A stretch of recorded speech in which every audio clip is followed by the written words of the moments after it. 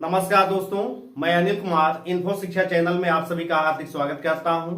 दोस्तों, आज के अपने लेक्चर में हम डिस्कस करने जा रहे हैं आर्टिकल 19(1) के जो शेष बचे हुए भाग हैं उसी पर डिस्कशन हम करेंगे।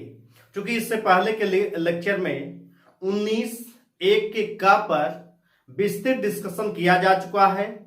आज उसी का शेष पार्ट हम डिस्कस करेंगे और आर्टिकल 19 समाप्त हो जाएगा।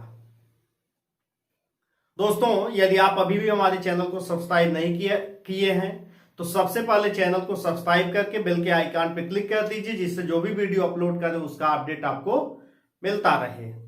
आइए एक बात देखते हैं कि आर्टिकल 19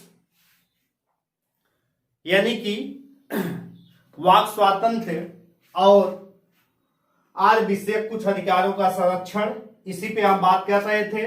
और इसमें ध्यान रखिएगा, एक चीज और हम इसमें डिस्कस किए थे कि ये जो है भारत के सभी नागरिकों के लिए है, विदेशियों के लिए ये अधिकार नहीं होता है।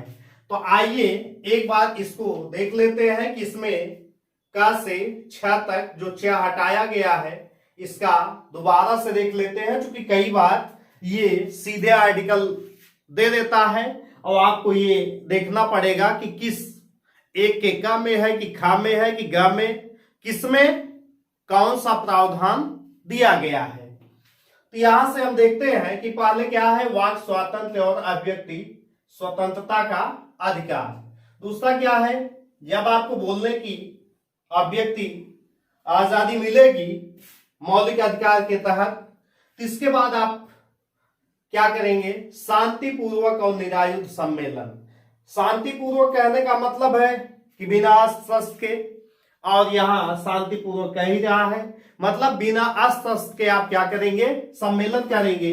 इसके बाद क्या दिया गया है, संगम या संघ या सहकारी समिति बनाने का अधिकार। इसके बाद भारत के राज्य क्षेत्र में सर्वत्र अबाध संचरण का अधिकार, भारत के राज्य क्षेत्र के किसी भाग में निवास करने और बस जाने का, और कोई वृत्ति, उपजीविका, व्यापार या कारोबार करने का अधिकार होगा।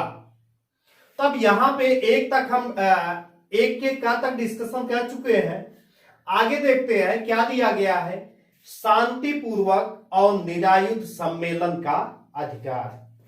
यानी कि जब आप कहीं पर शांतिपूर्वक सम्मेलन कर रहे हैं, यह आपका मौलिक अधिकार है।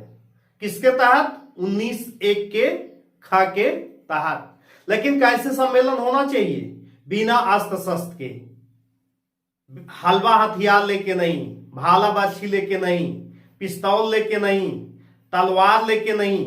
कहने का मतलब बिना अस्त्र शस्त्र के आप कहीं पर भी सम्मेलन शांतिपूर्वक कर सकते हैं। ये व्यक्तियों का मौलिक अधिकार है। लेकिन ध्यान रखिएगा, 19(1) के 1 में जो क से लेके 6 तक दिया गया है, मैंने बताया कि 19(2) से लेके जो 6 तक दिया गया है, ये इसके जो है निर्बंधन पर है। यानी कि एक जगह यहां पे दिया गया शांतिपूर्वक और निरायुध सम्मेलन का अधिकार दिया गया, और उसी का 19(3) में क्या दिया गया है, 2 आधारों पर इस पे निर्बंधन लगाया जा सकता है, राज्य के द्वारा इस पे रोक लगाई जा सकती है। वो 2 आधार क्या है आप जान लीजिए। एक तो भारत की एकता या प्रभुत्व और अखंडता। अगर भारत की प्रभुत्व और अखंडता इस चीज से निरायुध शांतिपूर्वक सम्मेलन करने से बाधित होती है, तो आप पे युक्त क्या किया जाएगा, रोक लगा दी जाएगी आपके सम्मेलन करने पर। वो आधार एक तो जो है ये हो गया कि भारत की प्रभुत्व या अखंडता, और ये किसमें है, 19(3) में दिया गया है। 19(1) का ख, याद रखिए, या मैंने 1 नहीं लिखा है, ये क्या है, 19(1) के ख का दो आधारों पर निर्बंधन किसमें लगाया गया है? अनुच्छेद 19(3) में। एक तो भारत की प्रभुत्व या अखंडता और दूसरा क्या है? लोक व्यवस्था के हित में। अगर आपके शांतिपूर्वक सम्मेलन से, निरायुध सम्मेलन से अगर लोक हित, लोगों के हित प्रभावित होते हैं तो आपका ये मौलिक अधिकार राज्य द्वारा क्या किया जा सकता है? हटाया जा सकता है, खत्म किया जा सकता है। तो ये जानते रहिए कि दो आधार हैं, इन दो आधारों को एग्जैक्ट रट लीजिए। 19(1) के ख में जो दिया गया है इसका निर्बंधन 19(3) में दिया गया है दो आधारों पे। अब आइए देखते हैं कौन सा, यहां पे सेकंड में तो ये, इसके बाद है संगम या संघ, और यहां देखिए ब्रैकेट में लिखा गया है सहकारी समिति यानी कि कोऑपरेटिव सोसाइटीज। तो कहने का मतलब आप संघ बना सकते हैं, कोऑपरेटिव सोसाइटी बना सकते हैं, संगम बना सकते हैं। ये बनाने का मौलिक अधिकार आपको 19(1) के ग में दिया गया है। अब हम यहां पे एक 97 अमेंडमेंट पढ़ेंगे, 97वां संविधान संशोधन। क्यों? चूंकि 97वां संविधान संशोधन के पहले इस अनुच्छेद 19(1) के ग में सिर्फ संगम या संघ बनाने की शक्ति, यही प्रावधान था। कहने का मतलब ये सहकारी समिति किस संविधान संशोधन के तहत जोड़ी गई? 97वें संविधान संशोधन के तहत जोड़ा गया। और ध्यान रखिएगा यह संविधान संशोधन 97 के तहत संविधान में 3 जगह परिवर्तन हुआ है, और तीनों जगह का परिवर्तन हम ये जानेंगे कि कहां कहां पे ये 3 परिवर्तन हुए हैं।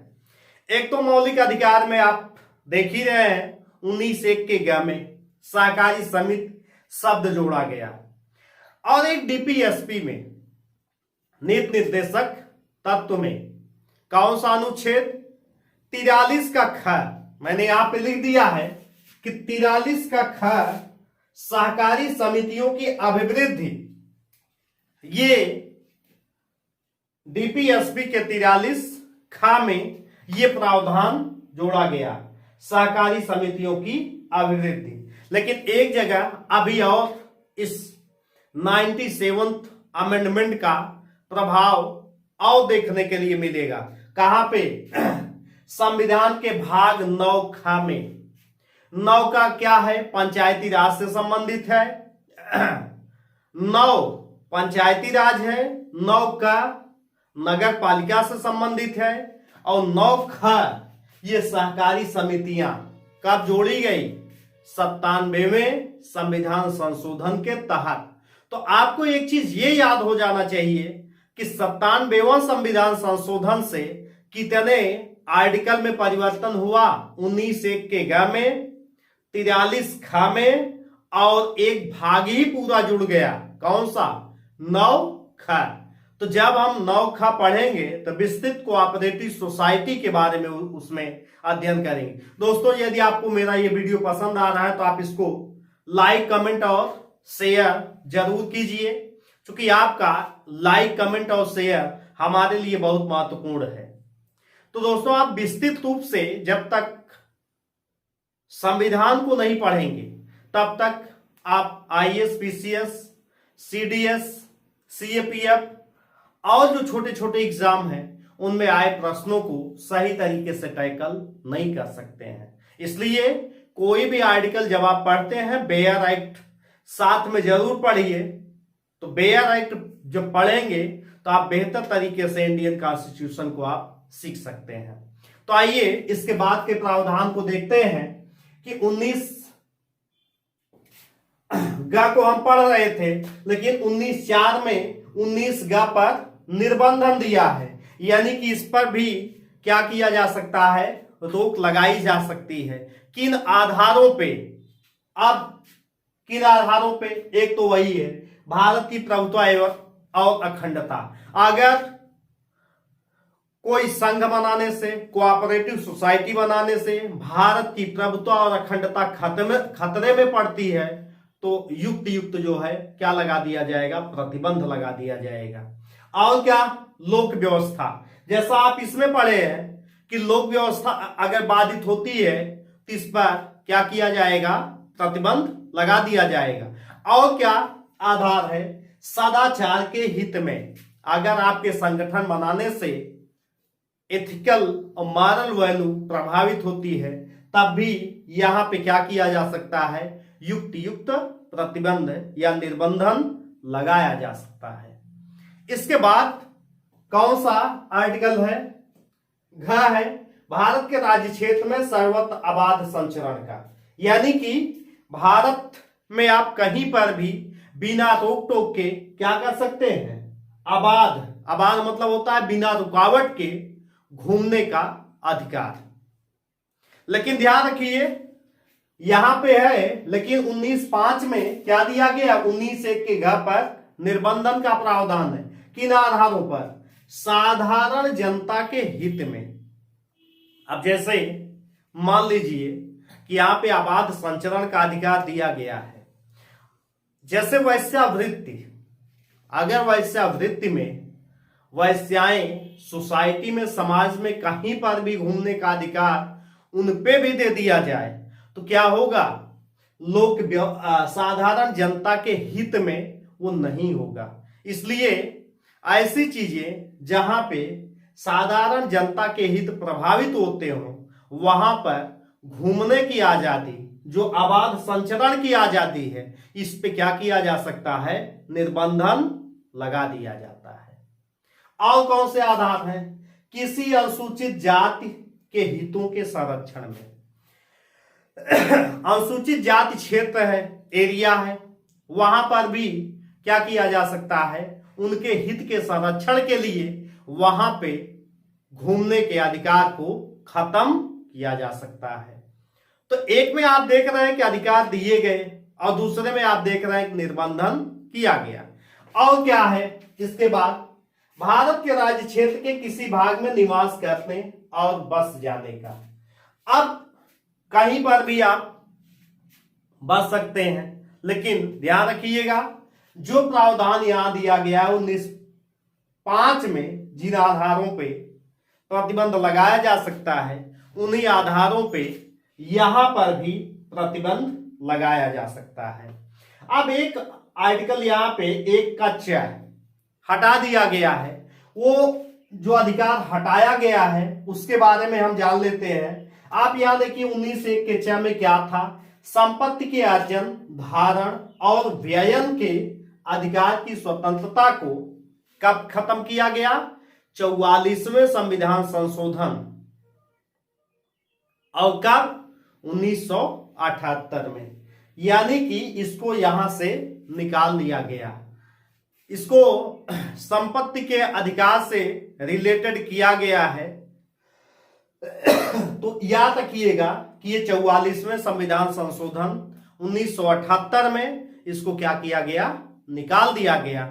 बचा कौन सा, कोई वृत्ति, उपजीविका, व्यापार या कारोबार करने का अधिकार। यानी कि आप क्या कर सकते हैं, कोई वृत्ति, उपजीविका, व्यापार, आप कहीं जहां बसेंगे, जहां रहेंगे वहां पे आप ये कर सकते हैं। और एक चीज ध्यान रखिएगा, अनुच्छेद 1(6) के तहत फुटपाथ पर व्यापार करना, ये किसके अंतर्गत आता है, मौलिक अधिकार के अंतर्गत आता है। तो जानते रहिएगा कि फुटपाथ पर व्यापार करना ये अनुच्छेद 1(6) के तहत मौलिक अधिकार की कैटेगरी में आता है। तो दोस्तों आज के लेक्चर में हमने अनुच्छेद 19 के 1 के अलावा जो प्रावधान दिए गए उन पर हमने एक विस्तृत पर चर्चा किया है। आशा करते हैं कि आपको ये लेक्चर पसंद आया है, तो आप कमेंट कर दीजिए, लाइक कर दीजिए, ज्यादा से ज्यादा इस वीडियो को आप शेयर कीजिए। अगले लेक्चर में हम आर्टिकल 20 पे विस्तृत चर्चा करेंगे, जिस तरीके से आर्टिकल 19 के शेष प्रावधानों पे आज हमने चर्चा किया है। उसी तरीके से अगले लेक्चर में 20 पे हम विस्तृत चर्चा करेंगे, जानेंगे कि क्या प्रावधान दिए गए हैं, और आप हमारे लेक्चर के द्वारा पॉलिटी को अच्छे तरीके से सीखिए, जिससे आपके आईएएस और पीसीएस के प्रश्न आसानी से हल हो जाए। तो दोस्तों, आज हम यही अपने वीडियो को समाप्त करते हैं। आशा करते हैं कि आपको ये वीडियो पसंद आया है। हम नेक्स्ट लेक्चर में दोबारा मिलते हैं। तब तक के लिए नमस्कार।